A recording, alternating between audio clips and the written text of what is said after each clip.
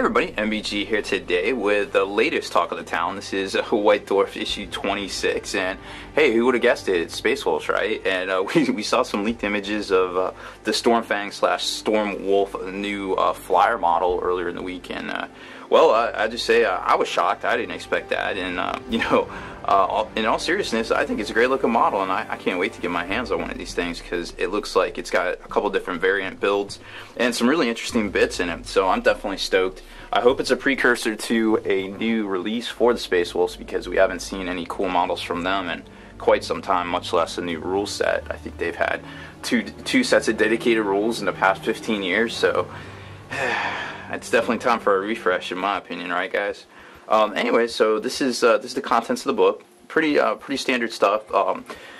Phil Kelly's got a new column called Codex Apocrypha, which in layman's terms is basically the Bible from from Millennium Now, I guess. It's kind of interesting because in the rulebook there's a lot of lack of a better term, Psalms from Codex Apocrypha.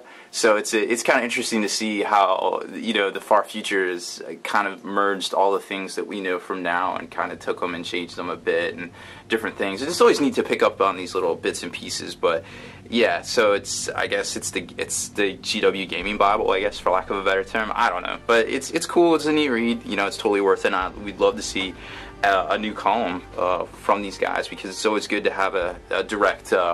I guess a direct communication from some of the developers out there that are writing these books and doing all this playtesting and things like that. So so good on them for that.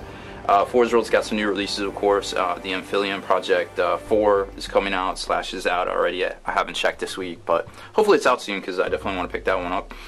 Then we've got, of course, the new releases. Some background on Space Wolves, which is really cool. War Diary, just basically a bunch of studio guys and gals painting things. Paint splatter article was pretty good. You know, how to paint the new flyer model, the new gunship, and that was pretty neat because, you know, we hadn't really seen a how-to on Space Wolves, and I couldn't even tell you when the last one was. So that was really good. So I like the issue just for that. But I'm a weirdo and I like painting models. So what can I say? So there's that. So let's take a look at some of these shots. Now, of course, we've seen everybody sketched in the little dog here to make him the Bane Wolf, so to speak. I was born in the snow. You merely embrace it. But it's a pretty cool model. I'm super stoked. It's got the different, you know, if you flip between the two, it's got the two different backs there, two different fronts. Then you've got the option for weapons right up in here. And lots of these anti-grav plates, and looks like some thrusters in the back. So it's going to be interesting to see how this thing goes together. I couldn't exactly, I don't have any super good ideas for conversion. I just want to put it together because it looks like a neat kit. So that's where I'm at on that. Then we've got some of the other new releases, some Forge World stuff. Like I said, Amphibian 4, the Amphibian Project, Imperial Armor 4, Codex Apocrypha by Phil Kelly. Some background on Space Wolves, but what I really wanted to show you was the paint splatter article here. And they did this frozen lake terrain here using filling in the moonscapes and then painting them up. I want to say it was in a White Dwarf back when it was White Dwarf. It might have been in an Apocalypse supplement how to do it. But either way, if you can find it, it's a really neat technique and really neat trick for that. I've been debating doing it for one of our polar tables here, so it's pretty cool looking stuff, and I'm sure we're going to see a lot more of that terrain if the Space Wolves do indeed rear their heads, so to speak. So here's the how to paint Space Wolf vehicles I was talking about. Get the pack markings, the skulls, the black panels, metalwork, gold details, which we've seen a lot of that before, but not necessarily this other stuff. And then you get into the actual rules themselves. And interestingly enough, reading these, they're both transports. They both can fit 16 dudes. One's just assault vehicle. One isn't, and has the hatch at the rear. One has it at the front. One has it at the aft. But they've got some really interesting rules. Just reading through these, the Hellfrost, we got to pass the strength test or remove from play. Remove from play. That's no saves. That's remove from play. Pick your model up or remove it from play. That's ridiculous. So we're going to definitely see, I think these guys are going to make a splash for real, these kits here. So it's going to be very interesting to see how they interact with the current meta.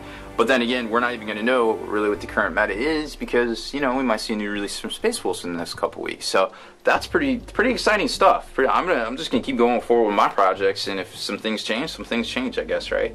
I mean, that's all we can do at this point. It's no sense sitting around not enjoying your hobby while you're waiting on, you know, the internet to decide things for you, right?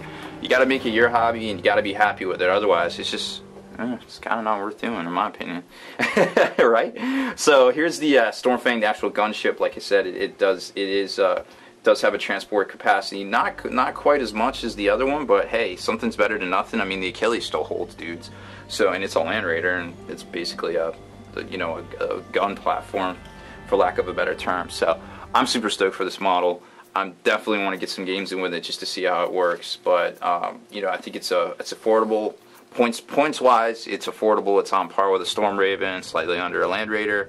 So I think it's pretty neat. I think it's going to make a splash. There's a way better picture of it. If these were the ones that got leaked, I think people wouldn't have been so harsh on it at first, because this looks amazing. Holy cow, this looks like something out of Star Wars almost. Jeez, look at that. And honestly, it's not too bad. I mean, it's still very 40K-esque.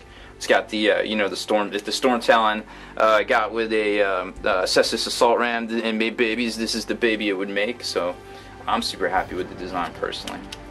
So that's pretty much it. Just some wrap-ups in the back, and then, you know, hey, we got stuff coming out. Oh, hey, look at that, Ancient Warriors of Fenris coming out next week. What does that mean? I don't know. What does it mean? We'll see. Next week, issue 27. Maybe the return of Space Wolves. Maybe not. But either way, it'll be awesome. That's it, guys. Make sure you stay in the trenches. Subscribe to this YouTube channel. Check out the blog, spikybitsblog.com, and listen to our podcast, forgenarrative.com.